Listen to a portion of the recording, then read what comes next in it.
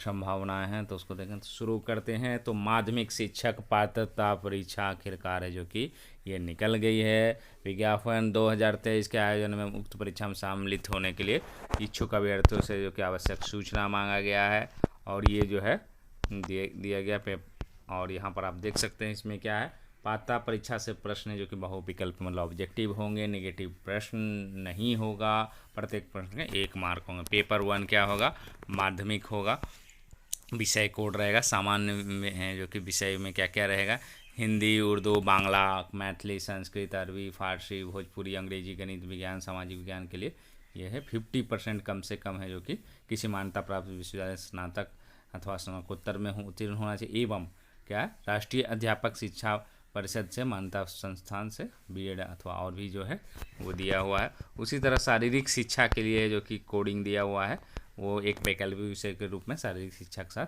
50% अंकों सहित शारीरिक शिक्षा में स्नातक की उपाधि और भी है जो कि अथवा में दिया हुआ है, बहुत सारा दिया हुआ है। संगीत विषय के लिए जो कि 50% होना चाहिए, इसमें भी ग्रेजुएशन में होना चाहिए, और संगीत शिक्षा में स्नातक उपाधि होना चाहिए। ललित कला का है उसी प्रकार सब में 50% है जो कि मांग रहा है।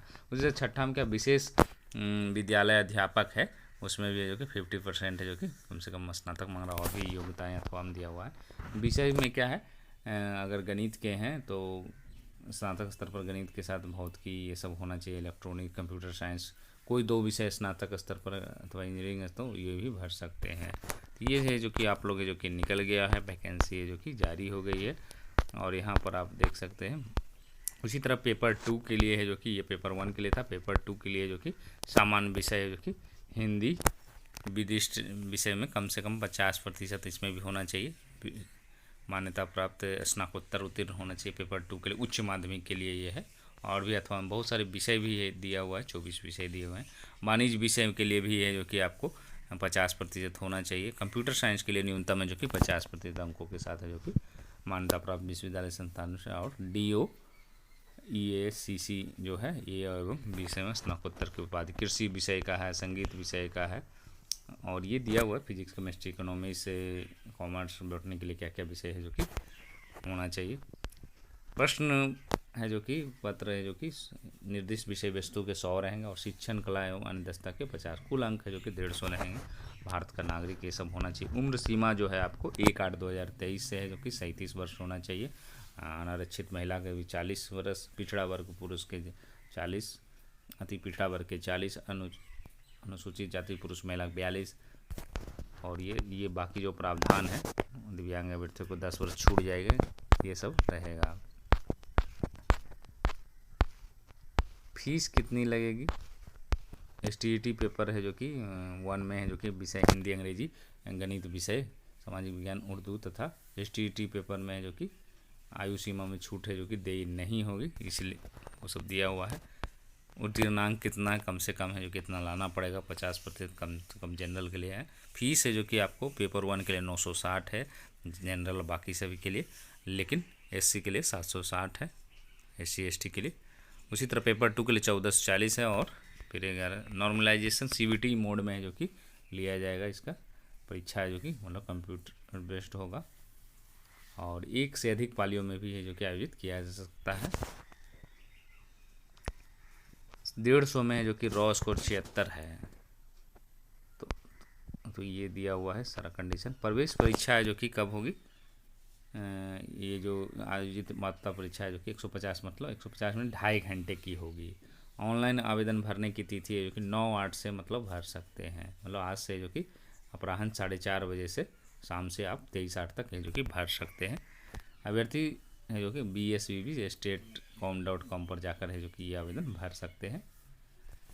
परीक्षा का शुल्क है, ये सब प्रक्रिया दिया हुआ है। क्या क्या प्रमाण पत्रों को अपलोड करना, मैट्रिक का प्रमाण पत्र, अंक पत्र, इंटर का प्रमाण, स्नातक का प्रमाण पत्र, स्नातकोत्तर का प्रमाण पत्र, अंक पत्र, BEड का प्रमाण पत्र, अन्य शैक्षणिक योग्यता है, ये सब का है जो कि आपको करना पड़ेगा। ये है जो कि फाइनली है जो कि आपको है जो कि ये आपको जारी हो गया, तो जो लोग इच्छुक हैं जिनकी योग्यता है वो भर सकते हैं।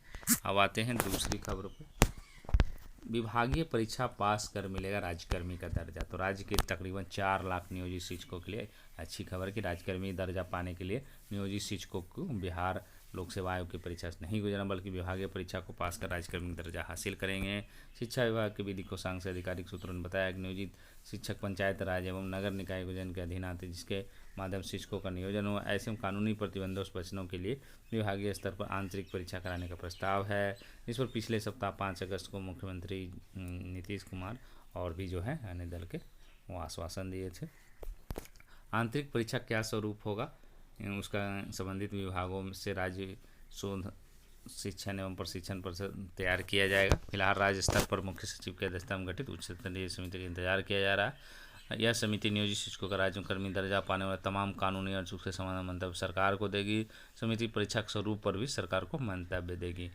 मतलब पहले क्या था कि आपको जब नियोजित शिक्षक उसमें पास करेंगे बीपीएससी, तभी ये जो कि राज्यकर्मी का दर्जा पा सकते हैं। लेकिन अब जो है विभागीय परीक्षा मतलब वो उन्हीं लोगों के बीच में होगा जो नियोजित शिक्षक हैं। उसमें अगर उन परीक्षाओं में पास कर जाते तो उन्हें राज्यकर्मी का दर्जा होने से क्या वेतन बराबर, ऐसा नहीं है, वेतन बराबर नहीं होगा, लेकिन जो सुविधाएं हैं और भी जो बहुत सारे सुविधाएं से जो वंचित रहते हैं वो सुविधाएं मिल सकती है। बहुत सारी छुट्टियां, बहुत सारी सुविधाएं का जो कि लाभ उठा सकते हैं और एक तरह के सम्मान की बात होगी कि उन्हें राज्यकर्मी का दर्जा। ऐसे क्या होता है कि नियोजित शिक्षक बोलने से ही लोग ये करते हैं सरकारी वाले कि नहीं नियोजित है, तो उनको एक अच्छी इमेज भी रहेगी कि नहीं इतनी मेहनत से पढ़ाते हैं और इनको राज्यकर्मी का दर्जा दिया जाएगा। इन्हीं अपडेट के साथ धन्यवाद।